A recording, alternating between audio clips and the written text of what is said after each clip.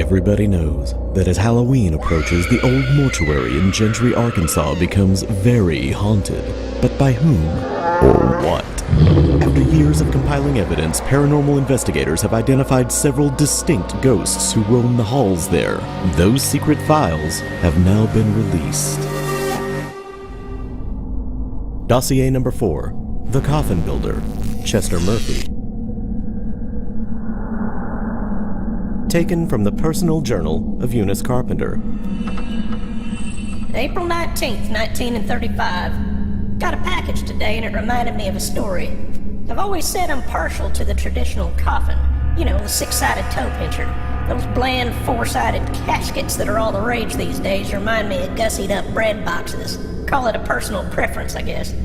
I hired a local cabinet maker, Chester Murphy's his name, to be my builder, and he took to it all right, but then the funniest thing happened. He told me a few months ago he'd like to see one of the old hexagonal ones to make sure he had the correct dimensions. So I sent Joe, my digger, out to the cemetery to fetch one. Try the back left corner by the sycamore, I told Joe.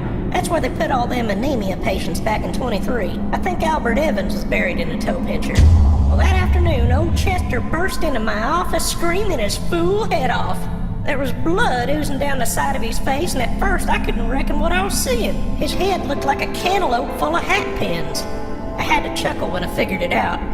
Like most of his kind, Chester Murphy is in the dubious habit of storing nails between his lips while he's hammering. Now there were several jutting out of his cheek.